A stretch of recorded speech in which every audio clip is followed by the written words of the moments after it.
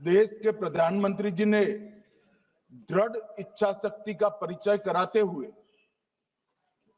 Operation सिंदूर की सेना को परमिशन दी और हमारे वीर जवानों ने सटीकता बहादुरी के साथ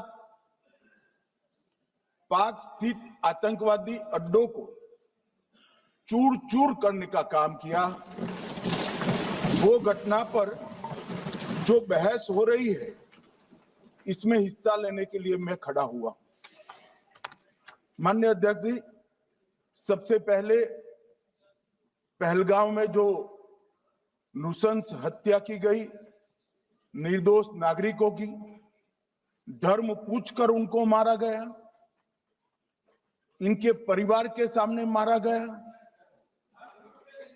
और बड़ी बर्बरता के साथ ये हत्याएं की गई, इसकी मैं घोर निंदा करता हूं। और जो मारे गए हैं इनके परिजनों के साथ अत्यंत हृदय की गहराइयों से मैं संवेदना भी व्यक्त करना चाहता हूं। ऑपरेशन सिंदूर के जवाब में पाकिस्तान के हमारे नागरिक ठिकानों पर गोलीबारी की, इसमें भी कुछ नागरिक हताहत हुए, गुरुद्वारा भी टूटा, मंदिर भी टूटा।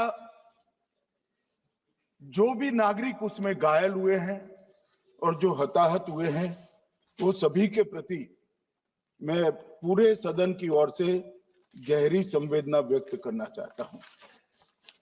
माननीय अध्यक्ष जी, कल से यहां पर पक्ष और विपक्ष दोनों की चर्चा चल रही है और स्वाभाविक है, जब इस तरह की नृशंस घटना घटे देश में, तब इस पर मुक्त चर्चा भी होनी चाहिए, चिंतन भी होना चाहिए, आगे न हो इसकी व्यवस्था की भी चिंता होनी चाहिए।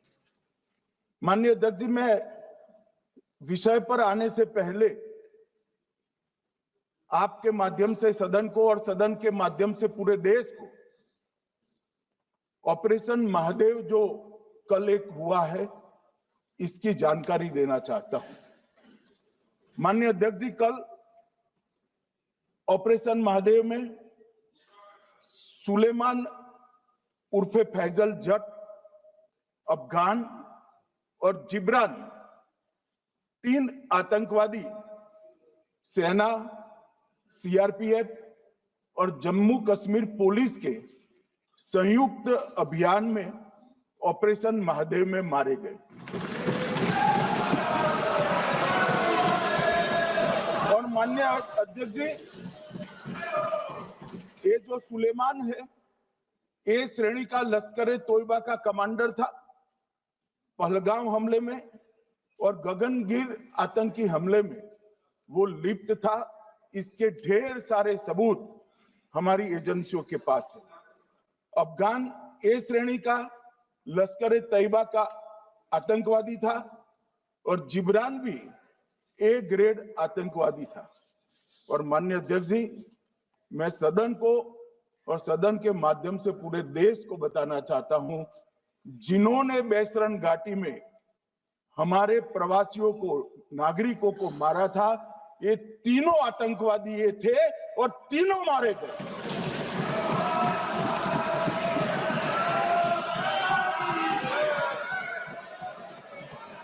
और मान्यवर, मैं आज इस सदन के माध्यम से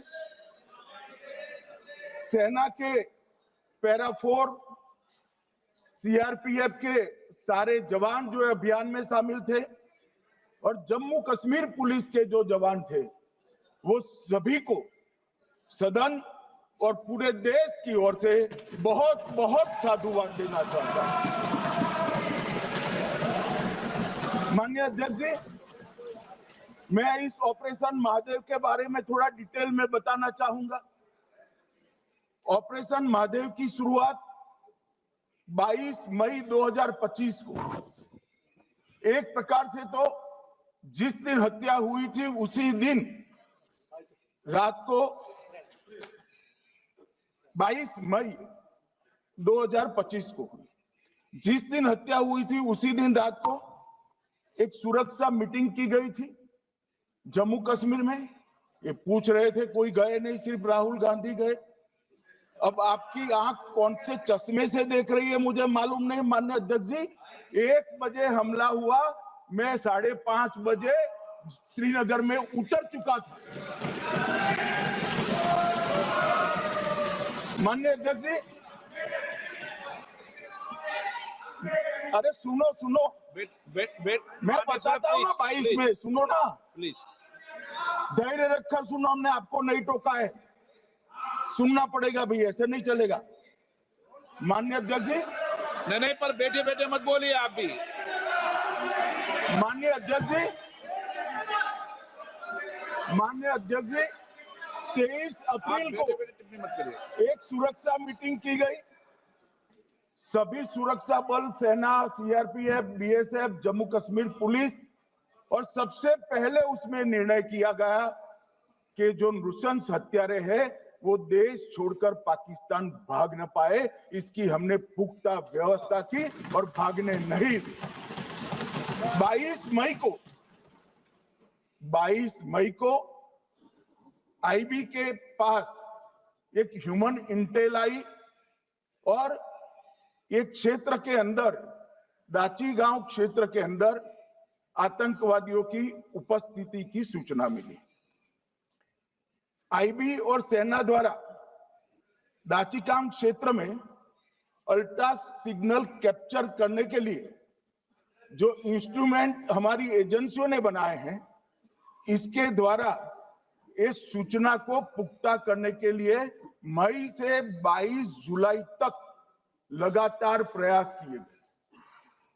ठंड में ऊंचाइयों पर हमारे सेना के अधिकारी पैदल इनके सिग्नल प्राप्त करने के लिए घूमते रहे, आईबी के अफसर भी घूमते रहे, सीआरपीएफ भी घूमती रही, और मान्यवर 22 जुलाई को हमें सफलता मिली। सेंसर्स के माध्यम से आतंकवादी होने की पुष्टि मिल गई। तब 4 पैरा जो हमारी सेना का एक हिस्सा है, उसकी नेतृत्व में 4 पैरा के जवान, सीआरपीएफ के जवान और जम्मू कश्मीर पुलिस के जवान मान्यवर एक साथ ये आतंकवादियों को घेरने का काम किया। सेना, सीआरपीएफ, जम्मू कश्मीर पुलिस की मीटिंग भी की गई। जो 5 ह्यूमन एसेट्स थे उनको भी वहां भेजा गया, और कुल मिलाकर कल जो ऑपरेशन हुआ, इसमें हमारे निर्दोष नागरिकों को मारने वाले तीनों आतंकी मौत के घाट उतार दिए। मान्यवर, तीनों के नाम मैंने बताए हैं, सुलेमान उर्फे फैजल जट, अफगान और जिब्रान। मान्यवर, वो तो एक आशंका थी कि यही लोगों ने घटना की, मगर मैं बाद में एनआईए की जांच पर आता हूं, एनआईए ने पहले से ही इनको, जिन्होंने आसरा लिया था, वो लोगों को गिरफ्तार कर रखा था। उनको खाना पहुंचाने वाले लोगों को अपने कब्जे में रखा था। तो जब आतंकवादियों के शव श्रीनगर आए, इनसे पहचान कराई गई। 4 लोगों ने पहचान लिया, यही 3 लोग थे जिन्होंने पहलगांव में आतंकी घटना को। मगर हमने इस पर भी भरोसा नहीं किया मान्यवर, कोई जल्दबाजी नहीं की। हमने जो आतंकी घटना स्थान से कारतूस मिले थे, वो कारतूस का एफएसएल रिपोर्ट पहले से करा कर रखा था, और चंडीगढ़ सेंट्रल एफएसएल के अंदर बैलिस्टिक रिपोर्ट के आधार पर उनका रिपोर्ट तैयार था। जब ये कल आतंकवादी मारे गए, इनकी 3 राइफलें पकड़ी गई। एक M9 अमेरिकन राइफल थी और 2 AK-47 राइफल थी। जो कारतूस मिले थे वो भी M9 और AK-47 के भी थे, मगर हमने इससे भी संतोष नहीं माना। ये राइफलों को एक विशिष्ट विमान के द्वारा कल रात को 12 बजे चंडीगढ़ पहुंचा गया और पूरी रात फायरिंग कर कर इसके भी खाली खोखे जनरेट किए गए, 2 खोखों का मिलान किया गया, राइफल की नाली और निकले हुए खोखों का भी मिलान हो गया। तब ये तय हो गया कि इन्हीं 3 राइफलों से हमारे निर्दोष नागरिक मारे गए। और मान्यवर, आज मैं सदन को बताते हुए बहुत खुश हूं। मोदी जी ने ऑपरेशन सिंदूर कर आतंकवादियों को जिन्होंने आतंकवादियों को भेजा था, उनके आकाओं को जमीन में मिलाने का काम किया था।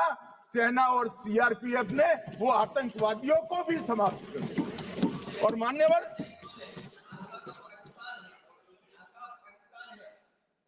कौन पाकिस्तान से आपकी बात होती है क्या?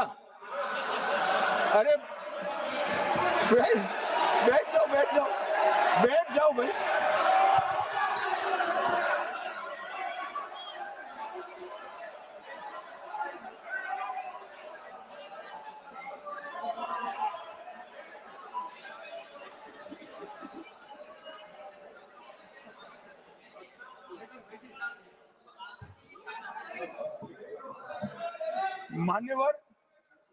मान्यवर, मैं बताता हूं कैसे इनके आका मारे गए, वो भी नाम के साथ बताता हूं, जगह के साथ बताता हूं, घंटे, मिनट और सेकंड के साथ बताता हूं।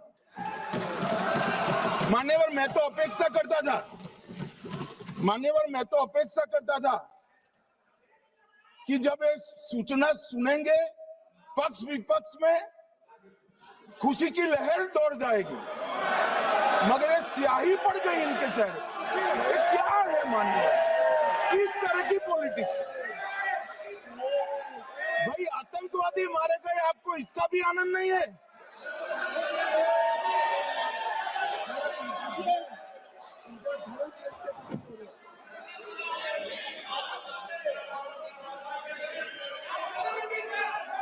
अखिलेश जी बैठ जाइए, मेरा पूरा जवाब सुनिए, आपका सब जवाब आ जाएगा। भाई आप आतंकवादियों का धर्म देखकर दुखी मत होइए।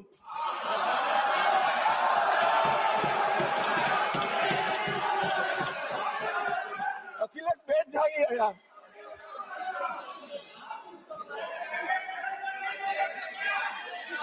अखिलेश जी बैठ जाइए। मान्यवर, किसी को संशय रखने की जरूरत नहीं है। बैलिस्टिक रिपोर्ट मेरे पास है, मेरे हाथ में है, और 6 वैज्ञानिकों ने इसको क्रॉस चेक किया है। सुबह 4:46 पर फोन पर मुझे 6 ने वीडियो फोन पर कहा है कि 100% वही गोलियां हैं जो वहां चलाई। मान्यवर, ये हमारे देश की सेना, सीआरपीएफ और जम्मू कश्मीर पुलिस, ये तीनों का एक साझा बहुत बड़ा कामयाबी है, जिस पर 140 करोड़ को नाज होना चाहिए, देश की जनता को नाज। मान्यवर, मैं तो गया था वहां, जब ये घटना हुई दूसरे दिन इनके परिजनों को मिला था। 6 दिन की शादी वाली बच्ची विधवा होकर मेरे सामने खड़ी थी। आज तक मैं वो दृश्य नहीं भूल सकता। मगर आज सारे परिजनों को मैं कहना चाहता हूं कि मोदी जी ने ऑपरेशन सिंदूर से भेजने वालों को भी मारा, और हमारे सुरक्षा बलों ने जिनको भेजा था उनको भी मारा, और एक ऐसा सबक सिखाया है कि आने वाले कई दिनों तक कोई ऐसी हिम्मत नहीं कर पाएगा। मान्यवर, मैं थोड़ा एनआईए की जांच के बारे में भी बताना चाहूंगा। मान्यवर, जिस दिन लश्कर-ए-तोयबा ने और इसके आउटफिट टीआरएफ ने इसकी जिम्मेदारी ली, उसी दिन हमने तय कर लिया था कि ये जांच एनआईए को सौंप दी जाएगी, क्योंकि एनआईए आतंकवाद के केसों की जांच के लिए, वैज्ञानिक तरीके से जांच करने के लिए और सजा कराने के लिए महारत हासिल की हुई विश्व मान्य एजेंसी है, जिसका सजा कराने का दर 96% से ज्यादा है। मान्यवर, हमने तुरंत ही इसकी जांच एनआईए को दे दी। हमने पूरी व्यवस्था की, सेना, बीएसएफ, सीआरपीएफ और जम्मू कश्मीर पुलिस ने कि लोग देश छोड़कर भाग न जाए। और मान्यवर, इसकी जांच की शुरुआत हुई। एक थकाने वाली बहुत लंबी जांच हुई है। जांच के दौरान मृतक के परिजन जो साथ में थे, उनको सभी को चर्चा किए गया। पर्यटकों, खच्चर वालों, पोनी वालों, फोटोग्राफर, कर्मचारियों, विभिन्न दुकान में काम करने वाले लोगों, कुल मिलाकर 1055 लोगों की लंबी 3000 घंटे से ज्यादा पूछताछ इंफॉर्मेशन के लिए की गई और इस सबको वीडियो पर रिकॉर्ड कर दिया गया। और बाद में इसके आधार पर स्केच बनाया गया और ढूंढते 22/6/25 को एक बशीर की पहचान की गई और परवेज की पहचान की गई, जिन्होंने आतंकवादी घटना के अगले दिन आतंकवादियों को शरण दी थी।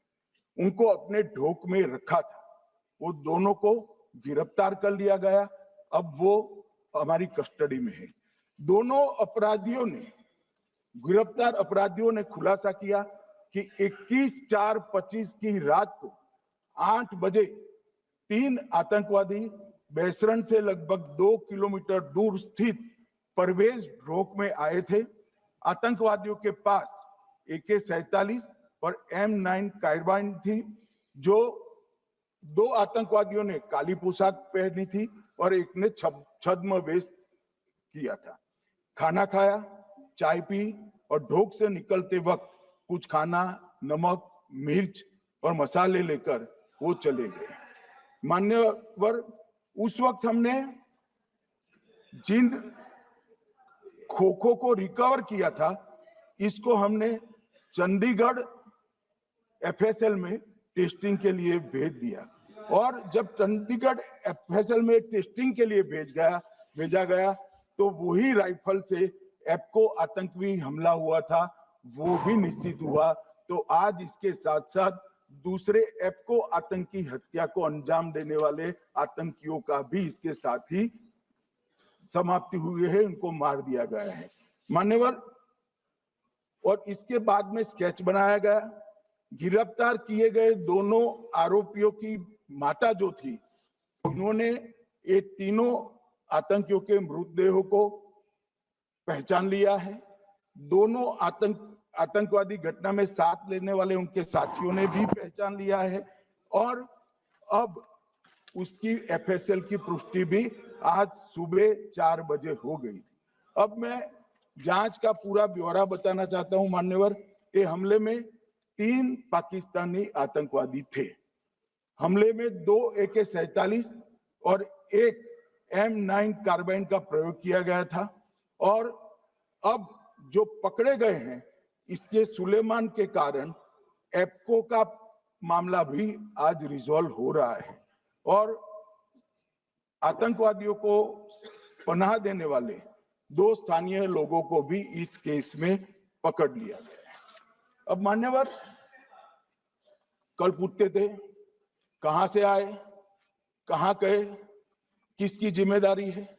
भाई, जिम्मेदारी हमारी ही है। हम सरकार में हैं, हमारी ही जिम्मेदारी। मगर मैं पूछता हूं, जब आप सरकार में थे तब क्या क्या हुआ था, इसकी जिम्मेदारी किसकी थी और क्यों निर्वहन नहीं किया, वो भी बाद में पूछूंगा। जरा धीरज से सुनना। मगर मान्यवर, मुझे एक बड़ा दुख हुआ। कल इस देश के पूर्व गृह मंत्री चिदंबरम जी ने सवाल उठाया कि क्या प्रूफ है कि ये आतंकवादी पाकिस्तान से आए। और मान्यवर, कब उठाया? जब संसद में चर्चा होने वाली थी। क्या कहना चाहते हैं चिदंबरम साहब? किसको बचाना चाहते हैं? पाकिस्तान को बचाकर आपको क्या मिलेगा? वो ये कह रहे हैं कि और क्या है?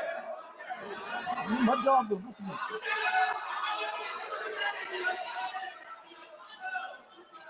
मान्यवर, हमारे पास, मैं आज चिदम्बरम साहब को कहना चाहता हूं, मैं आज चिदम्बरम साहब को आपके माध्यम से कहना चाहता हूं, हमारे पास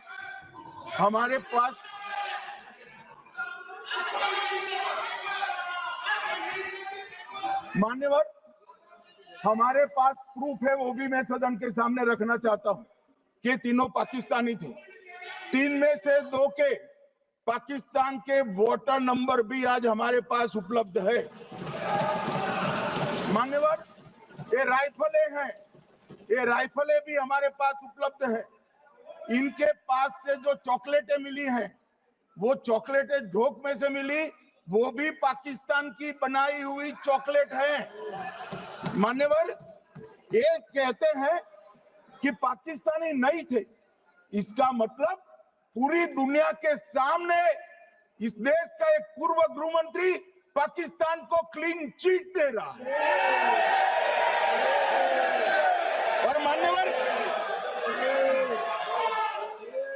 और मान्यवर, वो पाकिस्तानी आतंकवादी नहीं थे, ऐसा बोलकर श्री चिदम्बरम अगर पाकिस्तानी आतंकवादी नहीं थे तो पाकिस्तान पर हमला क्यों किया, वो भी सवाल खड़ा कर रहे हैं। मान्यवर, आज पूरी दुनिया ने हमारे संसद सदस्य गए थे, स्वीकारा था कि हमला पाकिस्तान ने किया है, और इस देश का गृह मंत्री जो कांग्रेस पार्टी से आता है, वो कहता है कि क्या सबूत है। अरे मुझसे मांगते, मैं दे देता, टीवी से मांगते हैं, पूरी दुनिया के सामने उजागर करते हैं, सब सुबह खड़ा करते हैं। पाकिस्तान को बचाने का इनका ये षड्यंत्र आज 130 करोड़ लोग जान रहे हैं। बच नहीं पाओगे आप लोग, बच नहीं पाओगे। मान्यवर,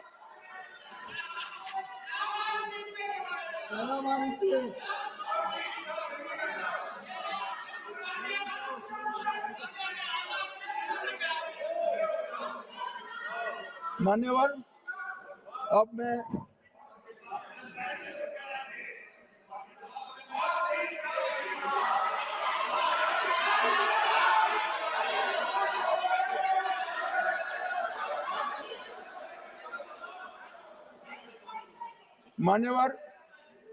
अब मैं पहलगांव आतंकी हमला और ऑपरेशन सिंदूर,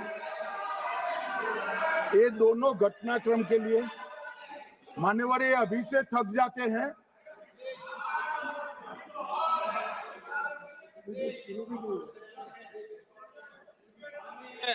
प्लीज बैठिए।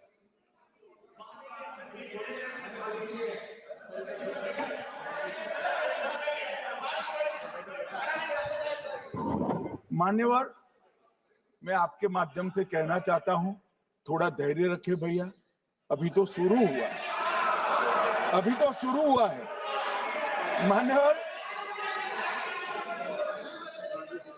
मैं पहलगांव आतंकी हमला और ऑपरेशन सिंदूर के बारे में पूरा घटनाक्रम बताना चाहता हूं। कल ढेर सारे सवाल उठाए, वैसे तो मुझे लगता था कि कल रक्षा मंत्री जी के भाषण के बाद शायद कांग्रेस पार्टी सपोर्ट में भाषण देना शुरू करेगी, और अगर थोड़ी बहुत जनता की इच्छा की परख होती तो वो ही करते, मगर नहीं करा, क्योंकि रक्षा मंत्री जी ने बहुत बारीकी से ऑपरेशन सिंदूर की सफलता, इसकी जरूरियात, इसकी प्रासंगिकता और इसके परिणाम, इसके बारे में बहुत अच्छे तरीके से सदन के माध्यम से पूरी देश की जनता के सामने रखा जाए।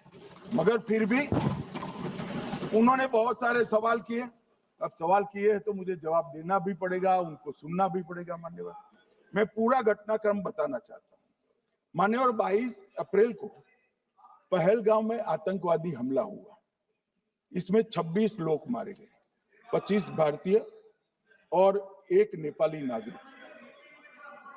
हमने उसी वक्त मैं श्रीनगर जाने के लिए निकल गया। रात को ही सुरक्षा बलों की मीटिंग कर ये भाग न पाए इसकी व्यवस्था की। माननीय मोदी जी ने 23 और 30 अप्रैल को सीसीएस की मीटिंग चेयर की। ये कह रहे हैं, मैं आज बताना चाहता हूं कि सीसीएस की 23 अप्रैल की मीटिंग में क्या हुआ। सबसे पहला कांग्रेस पार्टी का ब्लंडर था सिंधु जल संधि, इसको स्थगित करने का काम नरेंद्र मोदी जी ने किया। हमने अटारी के माध्यम से एकीकृत जांच चौकी जो चलती थी उसको बंद कर दिया। पाकिस्तानी नागरिकों के सार्क वीजा को सस्पेंड कर सभी को वापस पाकिस्तान भेजने का काम किया।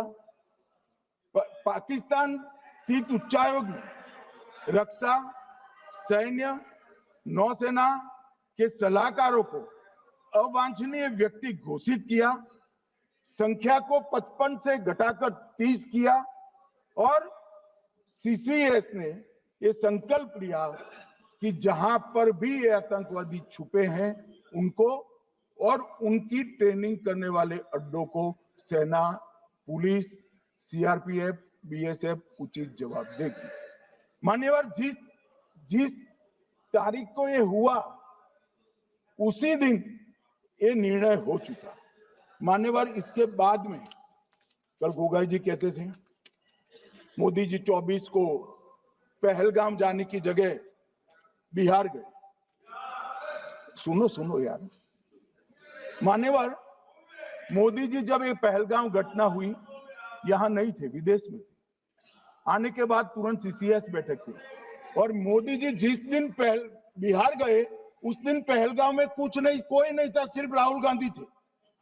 सारे लोग चले गए थे, सारे लोग वहां से अपने अपने ठिकाने पर चले गए थे। मगर इन्होंने एक बात कही, उस पर मेरी आपत्ति है। मान्यवर, उन्होंने कहा 24 अप्रैल को चुनावी भाषण किया। मान्यवर, देश का नेतृत्व करने वाले देश के प्रधानमंत्री की फर्ज होती है कि देश की संप्रभुता पर, देश के नागरिकों पर अगर ऐसा जघन्य हमला होता है तो जनता की भावनाओं के अनुरूप जवाब देना चाहिए। मान्यवर, मैं आज आपकी परमिशन से मोदी जी के बिहार भाषण के कुछ अंश पढ़ना चाहता हूं। कोट अनकोट 22 अप्रैल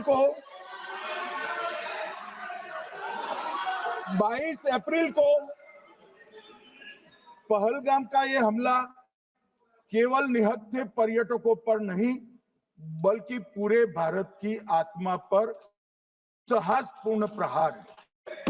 आतंकवाद दृढ़ और रुख आतंकियों और इसके हमले की साजिश रखने वालों की कल्पना से भी बढ़कर उनको सजा दी जाए। मान्यवर, महत्वपूर्ण है आतंकियों और इसकी साजिश रचने दोनों को। आतंकियों की बची खुची जमीन भी मिट्टी में मिलाने का समय आ गया है। 140 करोड़ भारतीय इस बात के लिए एकजुट है कि आतंक के आकाओं की कमर तोड़ दी जाएगी। भारत हर एक आतंकवादी और उनके समर्थकों की पहचान करेगा, उनका पता लगाएगा और उन्हें दंडित करेगा। आतंकवाद कभी भी भारत की आत्मा नहीं तोड़ पाएगा। न्याय सुनिश्चित करने का मैं हर संभव प्रयास करूंगा। अनकोट। अब इसमें किसी को चुनावी भाषण दिखाई पड़ता है तो उसकी समझ शक्ति पर बहुत सारे सवालिया निशान लग जाते हैं। ये चुनावी भाषण नहीं है, आतंकवाद के खिलाफ लड़ने का 140 करोड़ भारतीयों का प्रतिघोष है जो मोदी जी ने वहां दिया।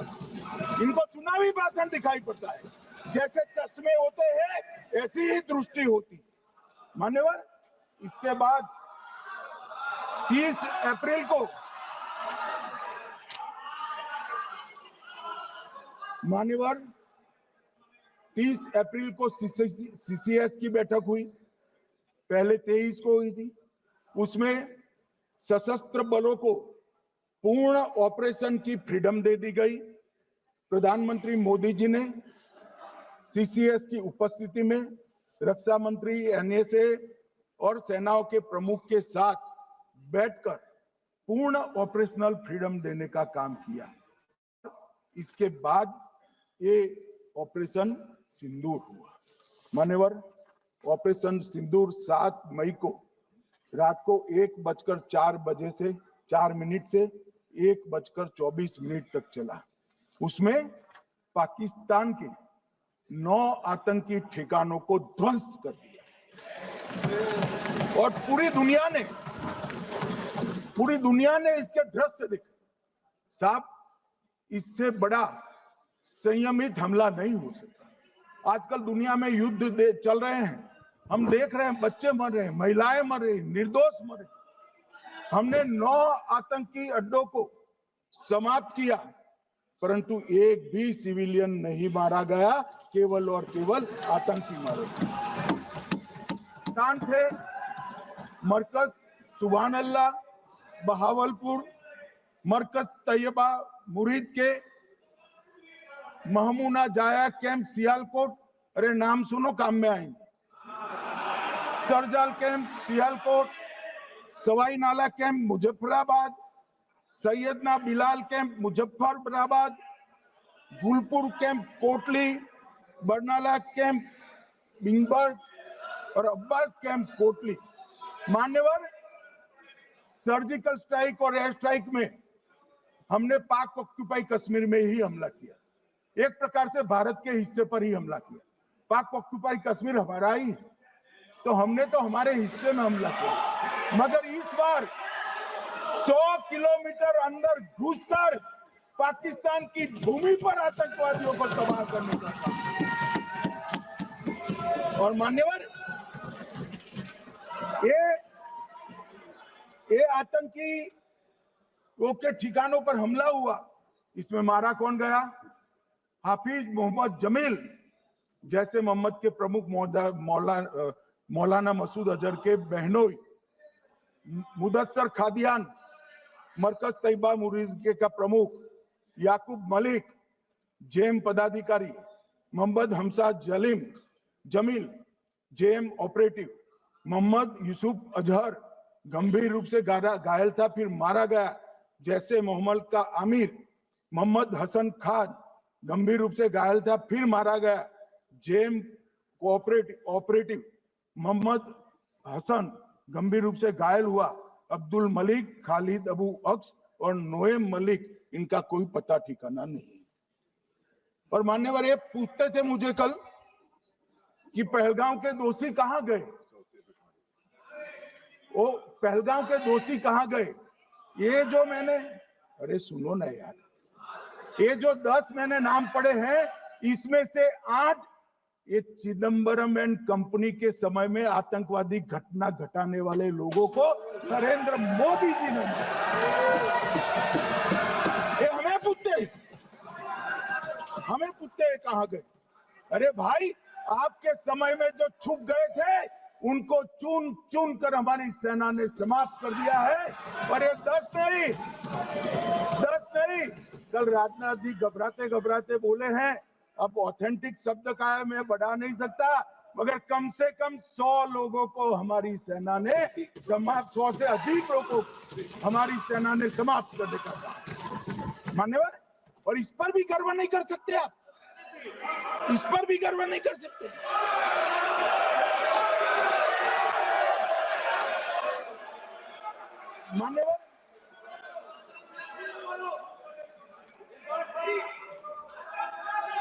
मान्यवर, 7 मई को 1:26 पर 22 मिनट पर ये हमारा काम समाप्त हो गया।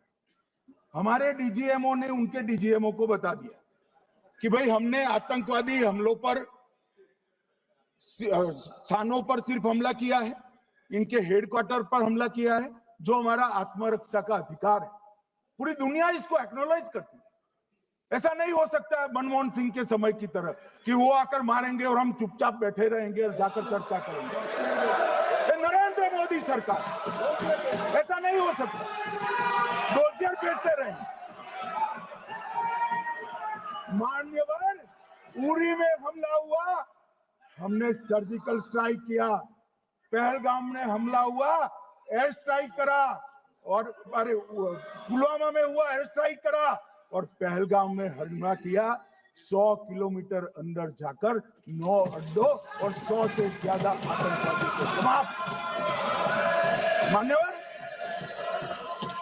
अब देखिए, हमने तो हमला किया था पाकिस्तान स्थित टेररिस्ट ठिकानों। अब पाकिस्तान से गलती हो गई, टेररिस्ट ठिकानों पर जो हमला किया था उसको वो अपने पर का हमला मान लिया और पूरी दुनिया में कहते थे कि हमारा टेररिज्म से कोई लेन देन नहीं है। ये तो अब ऐसे ही ग्रुप करते, हम तो विक्टिम है, जो मनमोहन सिंह ने सर्टिफाइड भी कर दिया था कि ये भी विक्टिम है। मान्यवर, मगर दूसरे दिन इनकी श्रद्धांजलि का कार्यक्रम हुआ और पाकिस्तान को मालूम नहीं पड़ा कि ये पूरी दुनिया देखेगी। सेना के आला अफसर उनके नमाजे जनाजा में उपस्थित हुए, उनके जनाजे को कंधा दिया और ये सारे आतंकवादियों के जनाजे के जुलूस के अंदर पाकिस्तानी सेना, इनके अफसर, आईएसआई के अफसर, वहां की पुलिस के अफसर अश्रुभीनी आंख के साथ जुड़े थे। और मान्यवर, ये सिंदूर ने पाकिस्तान को पूरी दुनिया में एक्सपोज कर दिया कि पाकिस्तान के अंदर टेररिज्म स्टेट स्पॉन्सर्ड टेररिज्म है। ये पूरी तरह से मान्यवर, पूरी तरह से एक्सपोज हो गया। 8 मई को पाकिस्तान ने हमारे रिहायशी इलाकों में हमला किया, हमारे सेना के अड्डों पर हमला किया, मगर एक भी मिसाइल से उनका कुछ नुकसान नहीं कर पाई। बहुत नजदीक से की हुई गोलाबारी के कारण हमारे गुरुद्वारा टूटा, एक मंदिर टूटा, कुछ हमारे नागरिक हताहत हुए। और दूसरे दिन 9 मई को मोदी जी ने सेना को हुक्म दिया, एक मीटिंग करी, राजनाथ जी, मोदी जी, एनएसए, सेना के सारे अध्यक्ष, और जवाब देने का तय किया और उनके 11 एयरबेस को क्षतिग्रस्त करने का काम किया। मान्यवर, 8 एयरबेस इतने सटीक तरीके से तोड़े गए, पाकिस्तान की पूरी एयर डिफेंस सिस्टम धरी की धरी रहेगी, कुछ नहीं कर पाई। नूर खान चकलाला एयरबेस तोड़ दिया गया, मुरीद तोड़ दिया गया, सुबुर्दा तोड़ दिया गया, रफीकी तोड़ दिया गया, रहीम यार खान तोड़ दिया गया, जकोबाबाद तोड़ दिया गया, सुक्कुर और भोलारी भी तोड़ दिया। और सुक्कुर, लाहौर, अरिफवाला, चुनेन, जकोकाबाद और नया चोर, ये 6 रडार सिस्टम भी उनके पूरी तरह से ध्वस्त कर दिए। 2 surface to air guided weapon Lahore और ओकारा में इनका जखीरा भी समाप्त कर दिया। और मान्यवर,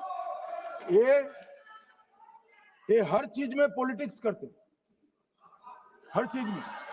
जब उन्होंने हमारे रिहायशी इलाकों पर हमला किया, फिर भी हमने इनके रिहायशी इलाकों पर हमला नहीं किया, सिर्फ इनके एयरबेस और एयर डिफेंस सिस्टम को निशाना बनाया और उनकी आक्रमण करने की क्षमता को पंगु कर रख दिया।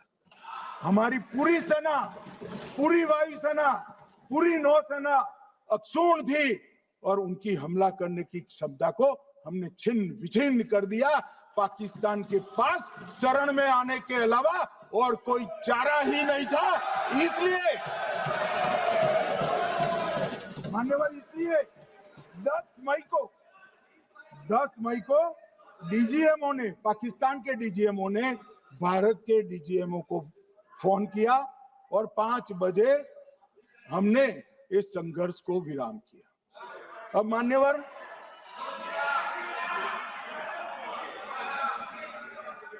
मान्यवर ये लोग कल सवाल उठा रहे थे कि इतनी अच्छी पोजीशन में थे, आपने युद्ध क्यों नहीं किया? युद्ध के कई परिणाम होते हैं मान्यवर, करना न करना वो सोचकर करना पड़ता है। मगर मैं इसी देश के इतिहास से कुछ घटनाएं बताना। 1948 में मान्यवर कश्मीर में हमारी सेनाएं निर्णायक बढ़त पर थी। सरदार पटेल ना बोलते रहे, जवाहरलाल नेहरू जी ने एक तरफा युद्ध विराम कर दिया। और मान्यवर मैं बड़ी जिम्मेदारी के साथ कहता हूं, मैं इतिहास का विद्यार्थी हूं, पाक ऑक्यूपाई कश्मीर का अगर अस्तित्व है तो जवाहरलाल नेहरू जी की ये युद्ध विराम के कारण है। इसका जिम्मेदार जवाहरलाल नेहरू है। मान्यवर 1960 में सरदार पटेल ने विरोध किया था, गाड़ी लेकर आकाशवाणी तक गए थे, घोषणा न करते दरवाजे बंद कर दिए थे। मान्यवर 1960 में सिंधु जल पर भौगोलिक व रणनीतिक रूप से हम बड़े मजबूत थे और उन्होंने सिंधु समझौता क्या किया? 80% भारत का पानी पाकिस्तान को दे दिया। मान्यवर 62 के लड़ाई की बात मैं बाद में करूं। 65 की लड़ाई में हाजीपीर जैसे स्ट्रेटेजिक जगह पर हमने कब्जा किया था, 66 में उसको लौटा दिया गया। मैं 71 के युद्ध की भी बात करना चाहता हूं। मान्यवर 71 में कल राजनाथ जी ने भी बताया, पूरे देश ने इंदिरा जी का समर्थन किया।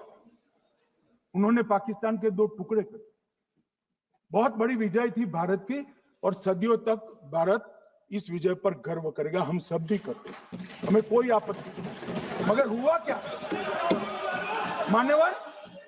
युद्ध की विजय की चकाचौंध में क्या हुआ?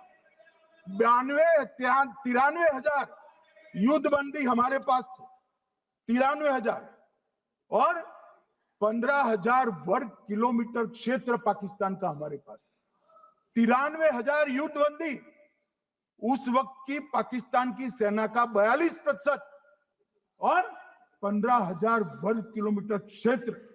मगर शिमला में समझौता हुआ, पाक ऑक्यूपाई कश्मीर मांगना ही भूल गए।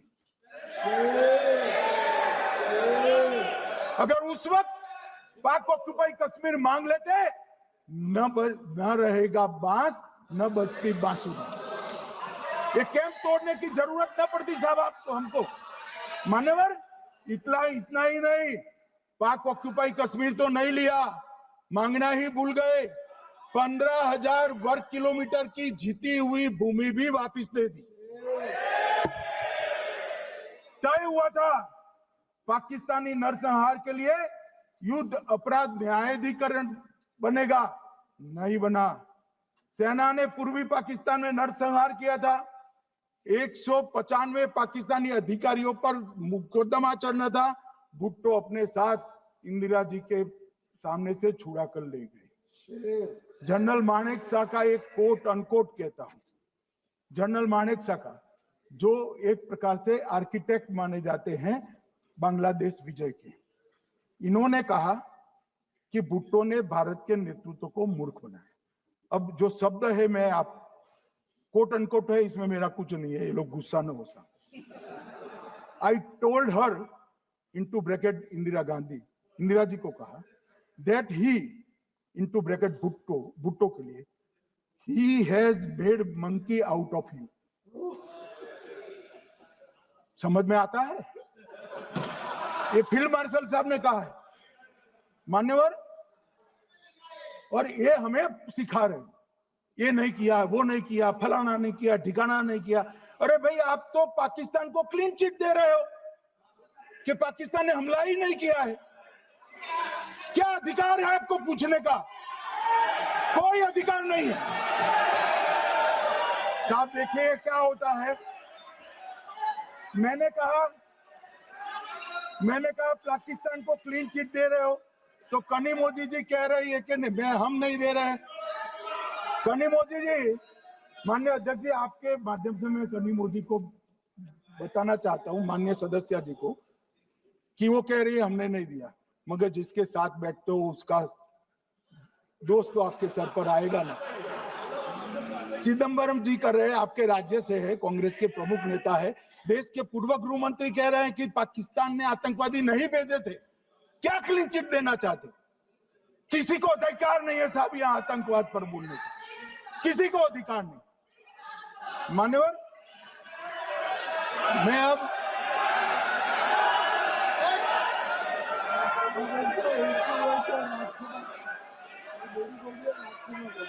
मान्यवर, मैं उनको बताना चाहता हूं, अभी आधा भी नहीं हुआ है, जरा सुनो।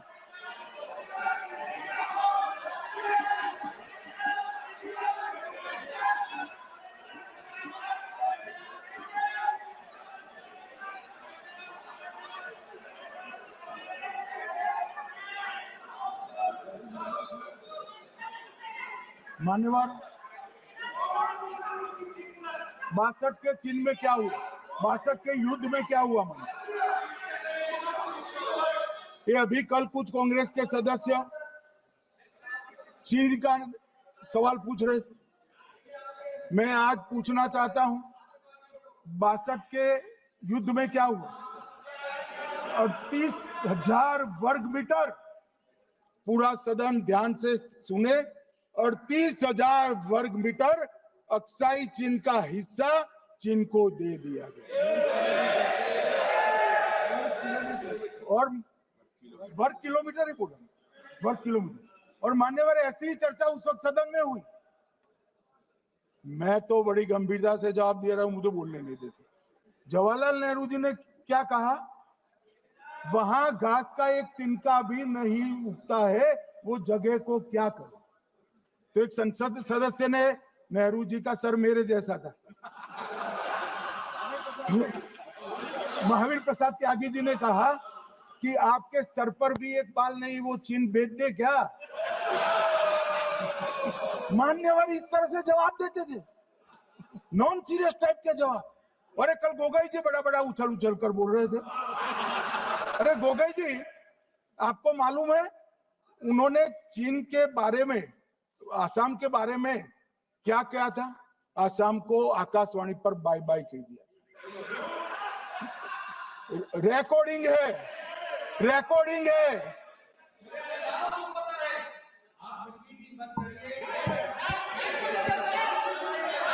मान्यवर, मैं भी सहमत हूं, मैं भी सहमत हूं, पूरे आसाम को पता है।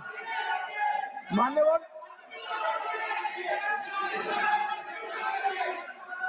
मान्यवर,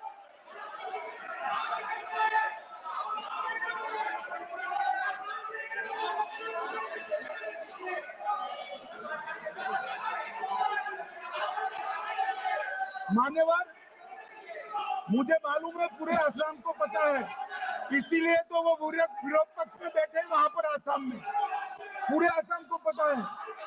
और मान्यवर,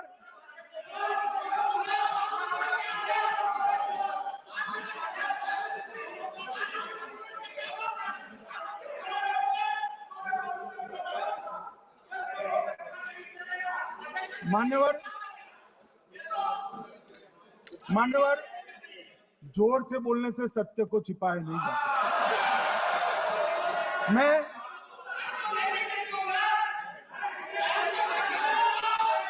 मान्यवर, में selected works of Jawaharlal Nehru series volume 29 पृष्ठ 231 पर से एक जवाहरलाल नेहरू जी के पत्र को कोट करना चाहता हूं।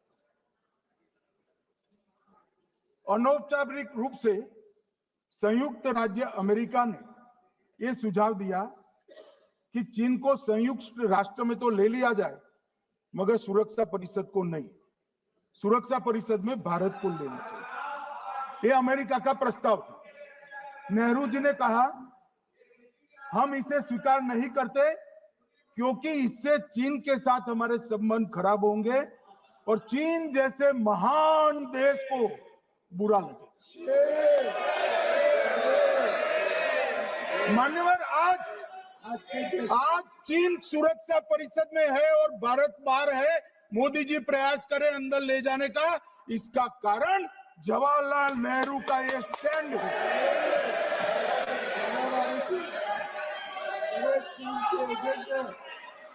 और मान्यवर, ये तो पीढ़ी दर पीढ़ी चलता आ रहा। राजीव गांधी फाउंडेशन ने चीन के साथ एमओयू कर दिया। अब कहते नहीं है कि एमओयू में क्या था, ये तो बताओ भाई, क्या एमओयू किया था राजीव गांधी फाउंडेशन ने? और जब डोकलाम में हमारे सेना के जवान चीन की सेना के सामने आंख में आंख डालकर बैठे थे, वो चीन के राजदूत के साथ राहुल गांधी मीटिंग कर रहे थे। ये मान्यवर ऐसा नहीं है। जवाहरलाल नेहरू, सोनिया गांधी, राहुल गांधी, तीन पीढ़ी तक के चीन का प्रेम उतरता जा रहा है। मान्यवर,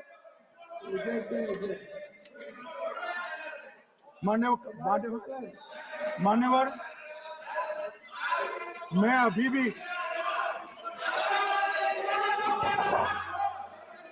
भी एक बात इस महान सदन के माध्यम से देश की जनता को कहना चाहता हूं, जो मेरी मान्यता है। ये सारी आतंकवाद की जड़ पाकिस्तान है और पाकिस्तान कांग्रेस पार्टी की भूल है। पार्टीशन स्वीकार न करते, पाकिस्तान कभी न होता। इन्होंने पार्टीशन को स्वीकार कर देश को तोड़ा है।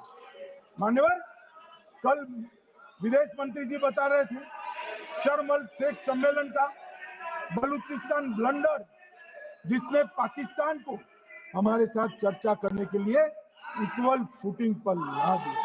मान्यवर, अब ये टेररिज्म की बात करते हैं। मैं इसमें भी पूरे देश की जनता को टेररिज्म की विगत 20 साल की स्थिति से अवगत कराना चाहता हूं। मान्यवर, अटल जी की सरकार थी। 2002 में टेररिज्म को समाप्त करने के लिए अटल जी की सरकार, एनडीए की सरकार, भाजपा सरकार पोटा का कानून लेकर आई। मान्यवर, मैं सदन को याद कराना चाहता हूं, पोटा कानून का विरोध किसने किया था? किसने किया? कांग्रेस पार्टी ने किया। हमारे पास बहुमत नहीं था राज्यसभा में। मजबूरन हमने कानून को घिर गया, मजबूरन संयुक्त सत्र बुलाना पड़ा और पोटा कानून संयुक्त सत्र में पारित हुआ। देश नहीं भूल सकता मान्यवर। और पोटा कानून को रोककर आज भी कांग्रेस पार्टी के नेता जब बोले तब कहे, पोटा कानून को रोककर किसको बताना चाहते थे आप? किसको बचाना चाहते थे? पोटा तो आतंकवादियों के खिलाफ था। पोटा को रोककर अपनी वोट बैंक का उल्लू सीधा करने के लिए आप आतंकवादियों को बचाना चाहते। और मान्यवर,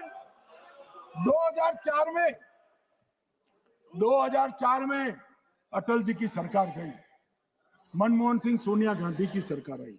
आते ही पहला काम क्या किया मान्यवर? पहली ही कैबिनेट में पोटा कानून को रद्द कर दिया। मैं फिर से पूछता हूं, किसके फायदे के लिए कांग्रेस पार्टी ने पोटा कानून रद्द किया? जवाब दीजिए जरा यहां पर। और मान्यवर, इसके बाद क्या हुआ? 2004 के दिसंबर में पोटा कानून रद्द हुआ। 2005 में अयोध्या में रामलल्ला के टेंट पर हमला हुआ, आतंकवादी मारे गए। मुंबई लोकल ट्रेन 2006-5 में रामलल्ला पर हमला। 6 में मुंबई ट्रेन में बम धमाके, 187 लोग मारे गए। 2006 डोडा उधमपुर में हिंदुओं पर हमला, 34 लोग मारे गए। 2007 हैदराबाद, 44 लोग मारे गए। 2007 यूपी लखनऊ वाराणसी, 13 लोग मारे गए। रामपुर सीआरपीएफ कैंप, वहां पर हमला हुआ 2008 में, 2008 में श्रीनगर के आर्मी के काफिले पर हमला हुआ, 10 सुरक्षा बल मारे गए। मुंबई आतंकी हमला 2008 में हुआ, 246 लोग मारे गए। जयपुर में 8 बम धमाके हुए, 64 लोग मारे गए। 2008 में अहमदाबाद में 21 बम धमाके हुए, 57 लोग मारे गए। दिल्ली में 2008 में 5 धमाके हुए, 22 लोग मारे गए। और पुणे की जर्मन बेकरी 17 लोग मारे गए। वाराणसी में 10 में धमाका हुआ, 11 में मुंबई में 3 धमाके हुए, 27 लोग मारे गए। अब मैं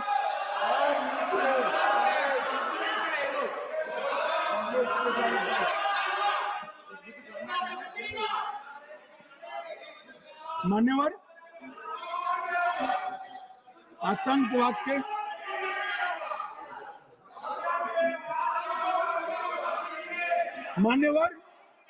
आतंकवाद के खिलाफ लड़ाई होती, कभी वो हमला करते हैं, मगर सवाल ये है कि इन्होंने 5 से 11 के बीच में 27 जघन्य हमले किए, 1000 के करीब करीब लोग मारे गए। आपने क्या किया? क्या किया आपने? जवाब दीजिए, क्या किया? और मैं राहुल गांधी जी को चैलेंज देना चाहता हूं, इन्होंने इस आतंकवादी हमलों के खिलाफ उनकी सरकार ने जो कदम उठाए, यहां खड़े रहकर हिम्मत से बताए देश की जनता को। कुछ नहीं किया मान्यवर। ये यहां से आतंकवादियों की फोटो पाकिस्तान भेजते रहे, डोजियर भेजते रहे। और मान्यवर ये कहते हैं कि आपके समय में भी हमले हुए। मैं उनको अंतर समझाना चाहता हूं, वो देख नहीं पा रहे। मान्यवर, हमारे समय में जो भी आतंकवादी घटना हुई, पाक प्रेरित और कश्मीर सेंट्रिक हुई। देश के हिस्से में 2014 से 2025 तक एक भी घटना नहीं हुई है मान्यवर। ये नरेंद्र मोदी सरकार है मान्य। और कश्मीर में भी आज स्थिति ऐसी हुई है, उनको पाकिस्तान से आतंकवादी भेजने पड़ते हैं। कश्मीर में आतंकवादी अब हमारे नहीं बनते मान्यवर। और मैं सलमान खुर्शीद जी को भी याद करना चाहता हूं। एक बार मैंने बड़े सवेरे में नाश्ता करता था, टीवी पर उनको रोते हुए देखा। मुझे लगा क्या हुआ, कोई बड़ी घटना हो गई। तो रोते रोते वो श्रीमती सोनिया गांधी के घर से बाहर आ गए कि बाटला हाउस की घटना देखकर सोनिया जी फूट फूट कर रो पड़ी। अरे रोना था तो शहीद मोहन शर्मा के लिए रोते, बाटला हाउस के आतंकवादियों के लिए रोना आता है। और मान्यवर हमें पूछते हैं कि आपने क्या किया। कोई अधिकार नहीं है पूछने का, कोई अधिकार नहीं है मान्यवर। और ये हमें पूछते थे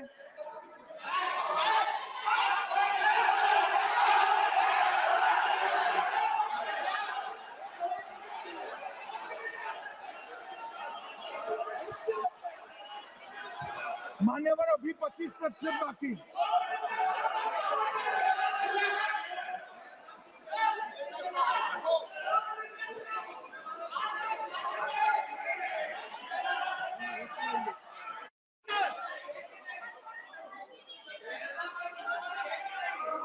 बैठिए, जवाब दे रहे हैं ना आपका, जवाब दे रहे हैं आपका। पहलगांव के बाद जो घटनाक्रम घटित, उसका जवाब दे दिया ना माननीय गृह मंत्री जी ने। आपने पूछा आतंकवादियों क्या हुआ, आतंकवादियों का जवाब दे दिया। क्या पूछना चाहते हैं आप? आपने हर सवाल पूछा, हर सवाल जवाब सुनिए माननीय गृह मंत्री जी।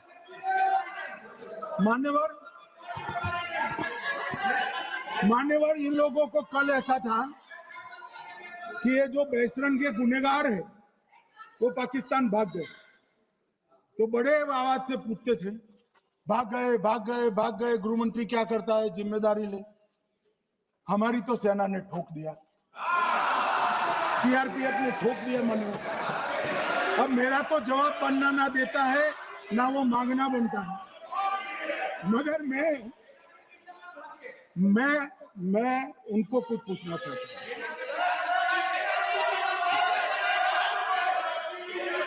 मान्यवर,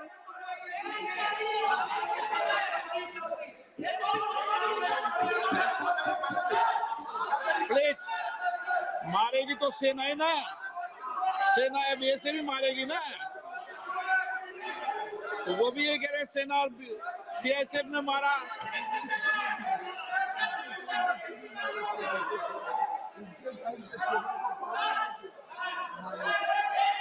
मान्यवर ये कहते हैं,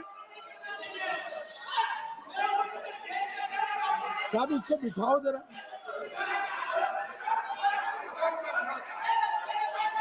हाँ, प्लीज बैठिए बैठिए बैठिए बैठिए बैठिए।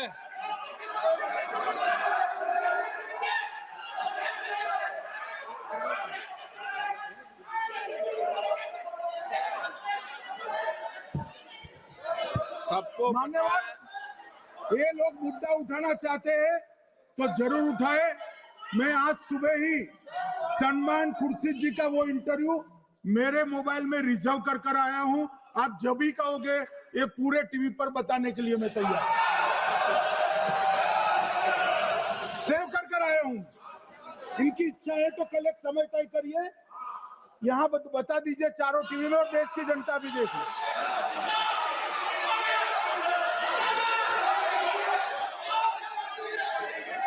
मान्यवर कह रहे हैं बताओ, आप बताओ, बताना है या नहीं बताना, ये पूछो ना उनको। Please please.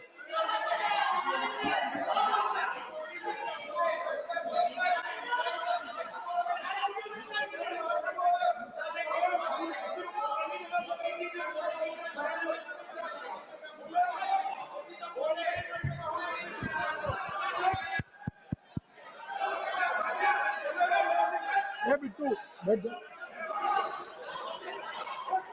मान्यवर ये पूछ रहे थे कि क्यों भाग गए। अब मेरा समय काफी जाएगा, मैं जरा संक्षिप्त में कहता हूं, घटनाओं पर नहीं जाऊं। दाऊद इब्राहिम कासकर 1986 में भागा, श्री राजीव गांधी की सरकार। सैयद सलाउद्दीन 93 में भागा, कांग्रेस की सरकार। टाइगर मेमन 93 में भागा, कांग्रेस की सरकार। अनीस इब्राहिम कासकर 93 में भागा, इनकी सरकार। रियाज भटकल 2007 में भागा, इनकी सरकार। इकबाल भटकर 2010 में भागा, इनकी सरकार। मिर्जा सादाब बेग 2009 में भागा, इनकी सरकार। अब मान्यवर मेरा तो जवाब मांग लिया, हमारे सुरक्षा बलों ने मेरा जवाब भी दे दिया, अब राहुल गांधी इसका जवाब दे।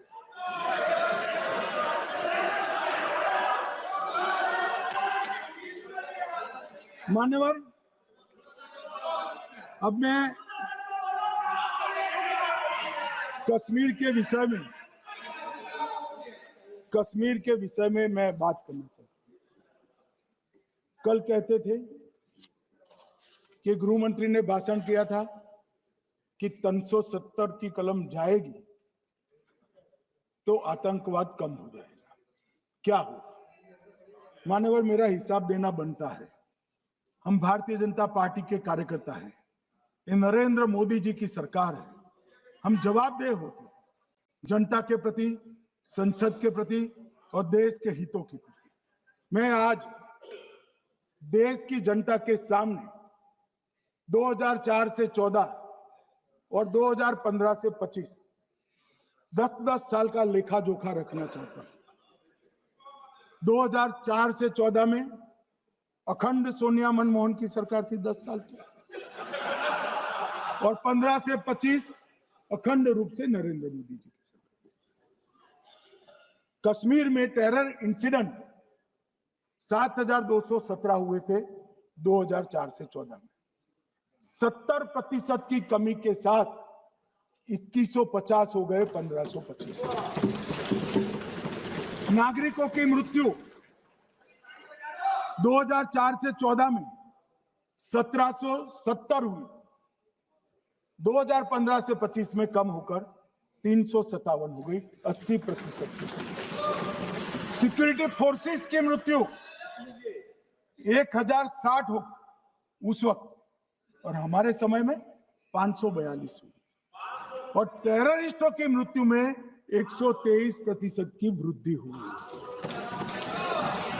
क्या हमें पूछ रहे हैं क्या हुआ? आंकड़े से भाग नहीं सकते भाई, आंकड़े से भाग नहीं सकते। और अब मैं कहता हूं कि धारा 370 ने कश्मीर में आतंकवादी इकोसिस्टम को नष्ट कर दिया है, जिस धारा 370 को आपने इतने साल तक बचा। हमने जीरो टेरर प्लान बनाया है, एरिया डोमिनेशन प्लान बनाया है, मल्टी लेवल डिप्लॉयमेंट किया है, सुरक्षा जेलें बनाई हैं, 98% ट्रायल अब वीडियो पर हो रहे हैं, हमने संचार साधन बसाए हैं, और 702 फोन विक्रेता जेल में डाले, 2667 सिम कार्ड बने। हमने, एक जमाना था साहब 10-10 हजार लोगों के जनाजे निकलते, पूरे देश ने घटनाएं देखी होगी, बुरहान वानी मर गए, फला मर गए, ढिका मर गए, 10-10 हजार। अब जो मारा जाता है उसको वही दफना दिया जाता है।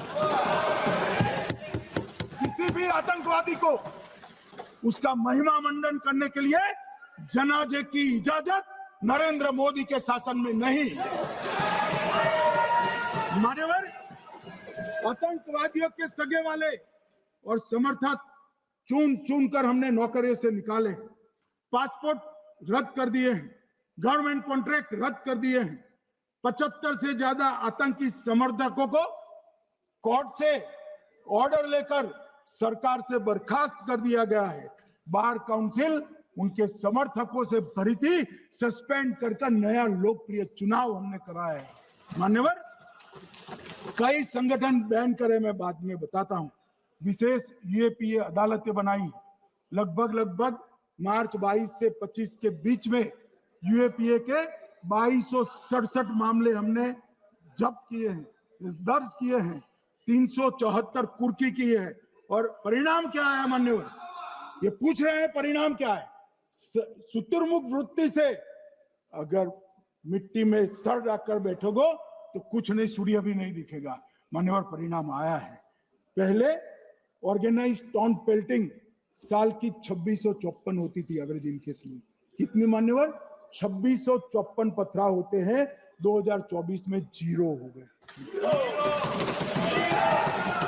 मान्यवर, ऑर्गेनाइज हड़ताल पाकिस्तान से ऐलान करते थे, घाटी बंद रहती थी। पाकिस्तान की भी हिम्मत नहीं है, घाटी में भी हिम्मत नहीं है। इनके समय में साल में 132 दिन घाटी बंद रहती थी, अब ऑर्गेनाइज हड़ताल 3 साल से 0 है। मान्यवर, टाउन पेल्टिंग में नागरिकों की मृत्यु हर साल 112 होती थी, 3 साल से नागरिकों की मृत्यु 0 है। मान्यवर, जख्मी होते थे 6235 लोग टाउन पेल्टिंग में, आज 0। मान्यवर, आज मैं बताता हूं, एक समय में हुर्रियत के नेताओं को यहां वीआईपी ट्रीटमेंट मिलता, हुर्रियत के साथ चर्चा करते थे, और ये हुर्रियत वाले आते थे, रेड कारपेट पूरा रोड खाली कर सीधा आता था, और मनमोहन सरकार के दूत इनके साथ चर्चा करते थे। सारे हुर्रियत के कंपोनेंट हमने बैन कर दिए हैं, सारे जेल की सलाखों के पीछे। हम कोई हुर्रियत से बात करना नहीं चाहते। मैं सदन में नरेंद्र मोदी जी की नीति दोहराना चाहता हूं। हुर्रियत टेररिस्ट संगठनों के आउटफिट है, हम इनसे बात नहीं करेंगे। हम अगर किसी से बात करेंगे तो घाटी के युवाओं के साथ बात करेंगे, हुर्रियत के साथ। मान्यवर, चुनावों के दौरान डर का माहौल होता था, अब 98.3% मतदान हुआ पंचायत चुनाव। कांग्रेस की बंद बहिष्कार का समय बंद हो गया। सेपरेटिस्ट बात करना चाहते थे, अब वो नहीं कर सकते। और मान्यवर 2019 के बाद हमने कितने संगठन बैन करे, मैं बोलना चाहता हूं, थोड़ा समय चाहिएगा मान्यवर। The TRF, People's anti fascist front, Tehreek ul Mujahideen, Jamaat ul Mujahideen Bangladesh Hindustan, Jammu Kashmir Ghaznavi force, Khalistan tiger force, हिट उत तहरीर, जमात इस्लामी, जो जमात इस्लामी ने पूरे पाकिस्तान के अंदर एक प्रकार से अलगाववाद का जहर घोला, वो जमात इस्लामी आज बंद कर दिया गया। Jammu Kashmir liberation front, Jammu Kashmir democratic freedom party, Muslim league Jammu Kashmir, Tehreek Hurriyat, Muslim conference Sumji गुट, Jammu Kashmir national front, Jammu Kashmir people's freedom league, Jammu Kashmir people's league, Jammu Kashmir Ittehadul Musalman Awami action committee, Sikh for justice और पॉपुलर फ्रंट ऑफ इंडिया को भी हमने बैन किया। और ये शांति ऐसे नहीं हुई है। और ये कहते हैं कि एक भी घुसपैठ नहीं होती है। कभी गए हो आप पाकिस्तान? तो कई बार गए हो गया, सीमा पर गए हो पाकिस्तान, तो कई बार गए हो, फिर से बोलता हूं, सीमा पर गए हो, सीमा के माध्यम से पाकिस्तान गए हो। हमारे जवानों की कठिनाई देखो साहब, -43 डिग्री में पहाड़ पर रहकर नदी नालों के बीच में चौकी करते हैं। कोई घुस गए तो क्या हुआ? कोई घुस गया वो बचेगा नहीं। यहाँ हम उसको या तो अरेस्ट करेंगे या तो एनकाउंटर में वो मारा जाएगा, बचेगा कोई। इनको सीमा की भौगोलिक कठिनाइयां मालूम नहीं। वहां मान्यवर कई नदी नाले हैं, वेग से पानी आता है, -46 डिग्री टेम्परेचर है, नीचे सुरंगें बनाते हैं। और ये तो ऐसे कह रहे हैं घुस गए। अरे भाई, आपके मन में तो, आपके समय में तो घुसने की जरूरत ही नहीं थी। आप बुलाते थे वीजा देकर, क्यों घुसेंगे? घुसने की जरूरत ही, जैसे आप पाकिस्तान जाते हो वैसे वो यहाँ आते। मानवर, अब ये कैसे हमें पूछ सकते हैं?